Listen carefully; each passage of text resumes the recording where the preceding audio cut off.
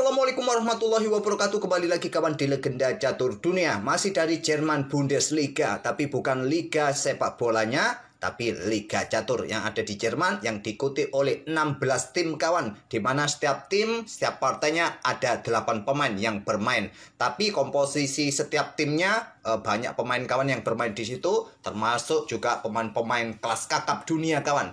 Di sini juga ada Hikaru Nakamura yang turun di periode bulan Februari ini kawan. Nah, kemarin malam kawan merupakan babak terakhir untuk periode kelima di bulan Februari ini. Nanti berlanjut babak 12-nya kawan akan berlanjut ke bulan Maret. Sampai babak ke-12 ini kawan, sementara timnya Visi Annan kawan memimpin turnamen ini. Maksud saya tim yang diperkuat Visi Annan, ada juga Fabiano Caruana di tim SC Verhem ini kawan. Dan di tempat kedua ada tim yang diperkuat oleh Hikaru Nakamura, OSC Baden-Baden ini kawan. Nah, diikuti tim-tim yang lain. Nah, kemarin kita sudah ulas permainan Hikaru Nakamura versus Visi Annan. Sekarang kita ulas lagi permainan Hikaru Nakamura pada game ke-11 kemarin malam menghadapi Nijat Abbasov. Seorang semifinalis kawan asal Azerbaijan yang menempati posisi keempat kalau tidak salah di Piala Dunia Catur tahun lalu, tahun 2023. Dan Nijat Abbasov ataupun Hikaru Nakamura ini akan bermain di kandidat di edisi berikutnya bulan April nanti kawan. Oke, langsung saja seperti apa gamenya. Di sini Nijat Abbasov pegang putih mengawali dengan pion D4. Kemudian ada balasan dari pion D5 dari Hikaru Nakamura. Mereka berlanjut dengan permainan Queen's Gambit Decline, pion C4, pion E6, kuda F3. Yang mungkin akan berlanjut ke permainan Katalan kawan. Kalau kalian dengan kuda ke petak C3, ya mungkin saja bermain dengan permainan Bogo Indian Defense atau Ragozin Defense kawan. Tapi memilih dengan kuda F3 untuk menghindari gajah B4. Pion A6 kawan dipilih oleh Hikaru Nakamura. Ini mirip dengan variasi Janoski kawan dalam permainan Queen's Gambit Decline. Kalau variasi Janoski tidak dengan kuda F3 tapi kuda C3 dan pion A6. Ini adalah variasi Janoski kawan. Oke, kembali lagi ke permainan aslinya kuda F3, pion A6, gajah langsung keluar ke G5, hadang dengan gajah E7, langsung pertukaran di awal pembukaan kawan. Menteri ambil balik gajah E7. Nah, pengembangan kuda B ke D2. Kuda F6 atau pion B6 juga disarankan oleh Stockfish yang paling kuat kawan di sini juga. Dengan kuda F6 artinya ingin segera amankan Raja Rokade. Nah, pion G3 variasi Fiacento. Ya, langkah yang cukup kuat kawan menurut engine juga dengan formasi Fiacento. Pion B6 disarankan oleh engine kawan bagi hitam untuk juga mengimbangi gajah terang di diagonal terang panjang nanti setelah gajah rokade. Kedua, maksud saya gajah berkembang ke petak G2. Baru rokade di langkah berikutnya kawan.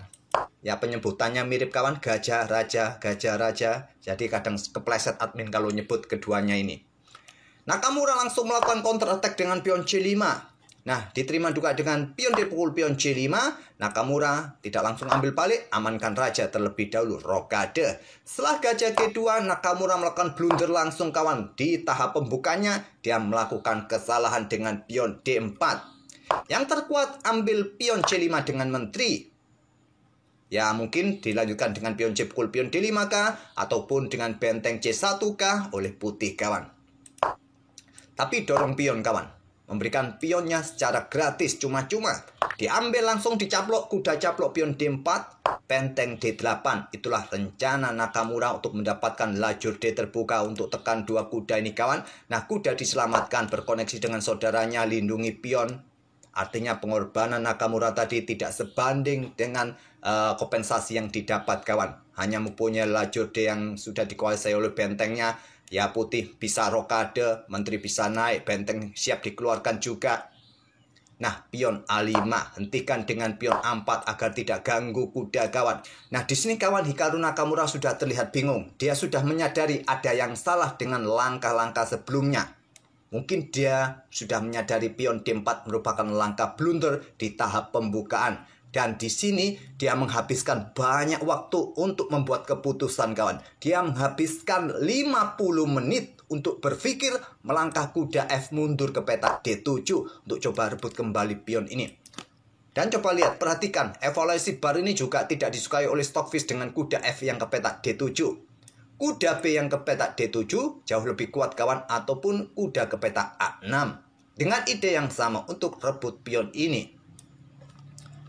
Bayangkan 50 menit kawan untuk berpikir. Kalau kalian punya lawan, berpikir selama itu kira-kira kalian tinggal ngapain?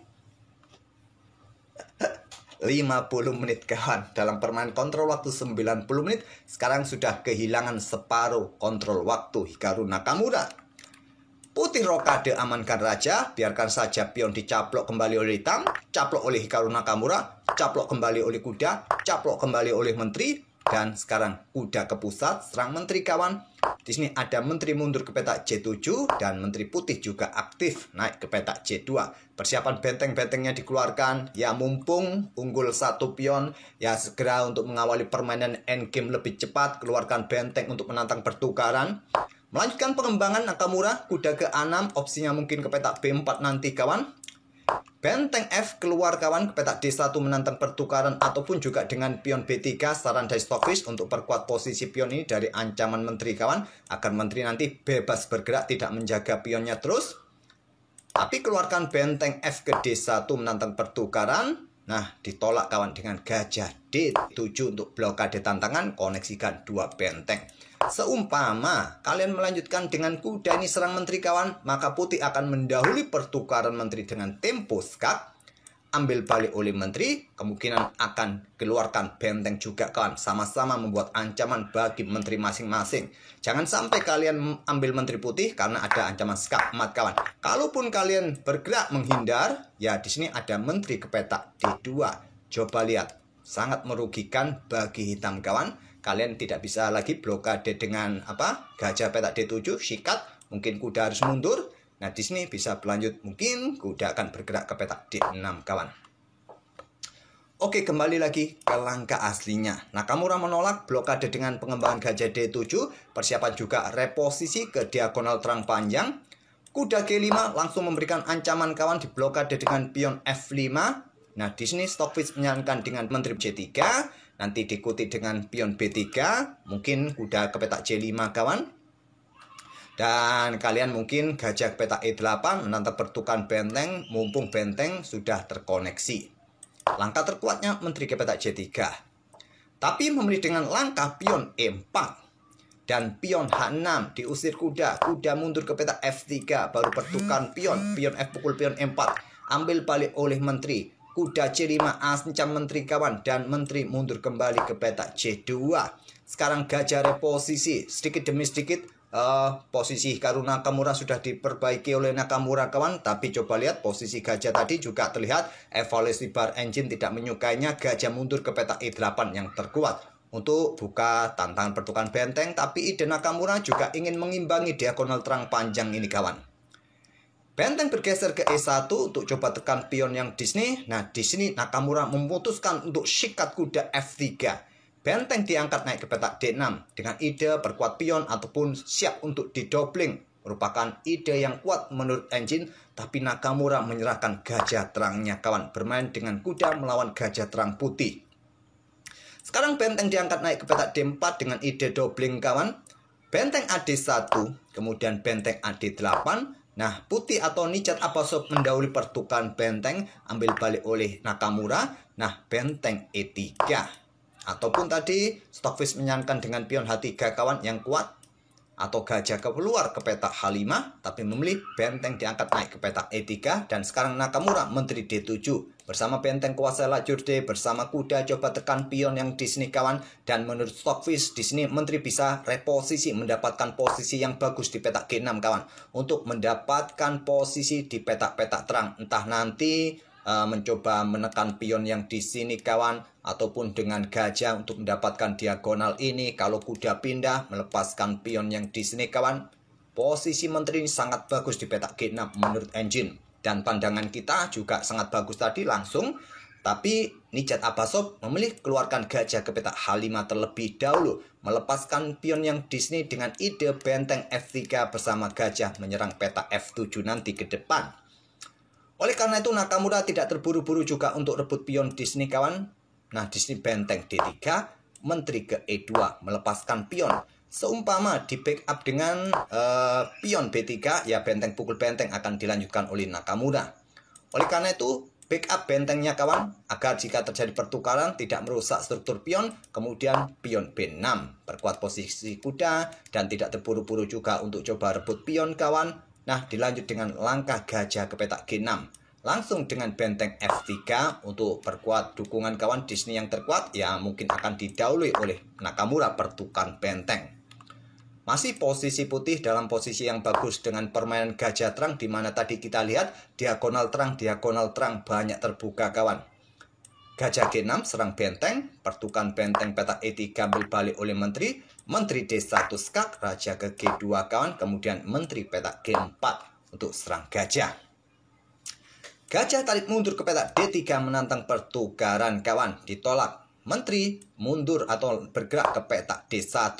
Coba serang gajah, serang pion, gajah E2. Kemudian menteri ambil pion A4. Menteri ke E5 sentralisasi kawan Disney. Dan dilanjut dengan raja bergerak ke H7 oleh Nakamura. Untuk menghindari serangan dari belakang kawan, tadi ada skak, di sini pion bisa jatuh. Kemudian menteri petak D6. Coba ingin rebut pion. Ada menteri B3 kawan, backup pion, menyerang pion juga di sini. Nah, menteri mundur ke petak D2. Pion E5 mulai didorong Nakamura. Gajah G4 lanjut Nijat Abasov yang merupakan langkah kurang presisi tadi. Sentralisasi ke petak D5 yang terkuat kawan menurut engine. Tapi gajah yang ke petak G4. Menteri ambil pion C4. Sekarang jumlah pion berbalik kawan, di mana Nakamura unggul satu pion untuk sementara waktu. Tapi ada gajah F5 skak blokade oleh pion. Kemudian di sini gajah tarik mundur petak B1 oleh Nijat Abasov. Nakamura merasa unggul satu pion kawan, menantang pertukaran menteri. Menteri D4 ditolak menteri ke petak E2 dan mulai dorong pion lagi maju ke E4. Sekarang giliran putih dengan pion H4. Posisi Nakamura di langkah ke-42 ini kawan, dengan kontrol waktu ya tersisa 4 menit. Sudah dalam posisi yang bagus sekarang di langkah ke-42. Pion H5. Nah, di sini kawan, Nijat Abasov melakukan kesalahan kawan. Dan kontrol waktu mulai ditambah kawan selepas langkah ke-40. Nah, tadi ya sedikit agak berbeda, yang biasanya selepas langkah ke-40 hitam kawan, kontrol waktu ditambah. Tapi kita berada di langkah ke-41 nih, kontrol waktu belum ditambah. Baru di langkah ke-42 hitam, Nakamura mendapatkan tambahan kontrol waktu lagi. Pion H5. Nah, Stockfish menyarankan menteri C2 kawan, yang terkuat. Satu-satunya langkah terkuat. Tapi memilih dengan pion F3 blunder, memberikan kesempatan Nakamura dorong pion E3-nya. Pion F4. Nah, menteri D2 menantang pertukaran kawan yang sulit ditolak. Tapi masih bisa di backup dengan raja ke petak F3. Nah, pion ini rasanya jatuh di langkah berikutnya kawan. Tapi ada kuda petak B3 Disney. Nah, menteri ambil pion E3. Kuda D4 skak, raja ke petak E4. Nah, menteri ambil pion B2. Lanjut Nakamura coba ancam gajah Disney dan nanti mendapatkan 2 pion bebas yang terkoneksi. Raja ke D5, kuda ke F5 terlebih dahulu kawan. Selamatkan kuda sebelum ambil gajah ini. Dan nanti juga menekan pion yang Disney, langsung disikat gajah, sikat kuda F5. Tidak langsung diambil balik menggunakan pion, tapi dengan menteri petak B5 skak terlebih dahulu. Setelah raja bergeser naik kawan, ambil dengan menteri. Nah, Nakamura di sini kawan masih unggul satu pion dengan pion bebas yang sangat bebas. Menteri petak E7 skak. Raja mundur ke G8. Menteri ke E5 menantang pertukaran, ditolak menteri ke petak F8 skak. Seumpama diterima kawan, bahaya sekali. Raja tidak bisa lagi mengawal pion ini kawan. Kalaupun adu cepat dengan pion, ya jelas putih akan jauh lebih cepat. Apalagi temponya adalah tempo skak kawan. Jadi ditolak Nakamura menteri F8 skak. Raja ke C6. Menteri C5 skak. Raja ke D7. Sekarang mulai dorong kawan pion A4. Putih juga tidak mau kalah, dorong pion G4. Dan diterima pion H pukul pion G4. Sekarang pion H5 kawan ditawarkan lagi. Tidak diambil. Menteri mundur ke F8. Apa maksud langkah menteri mundur tidak ambil pion?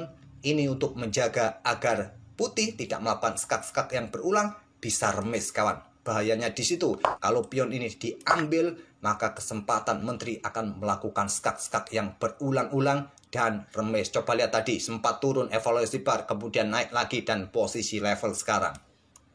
Oleh karena itu, dia memilih bertahan terlebih dahulu Menteri F8. Pion H pukul pion G6.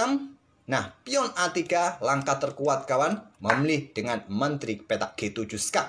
Menantang pertukaran menteri. Nah, raja ke petak C8 yang terkuat di sini, tapi memilih raja petak D8 kawan. Tidak melakukan pertukaran menteri kawan. Kalau kalian melakukan pertukaran menteri, ya masih bisa remis di sini. Karena pion pukul pion tetap nanti dengan tempo skak, pion ini bisa promosi. Hitam juga bisa promosi mungkin. Menteri ambil pion G6 terlebih dahulu, kemudian ada pion F5. Menteri ke G5 skak, raja ke E8. Nah, Stockfish menyarankan melakukan skak sekali lagi kawan. Nanti baru diikuti dengan pion A3, tapi memilih dengan dorong pion G3. Giliran putih melakukan skak, raja ke H7. Dorong pion F6 juga ingin promosi.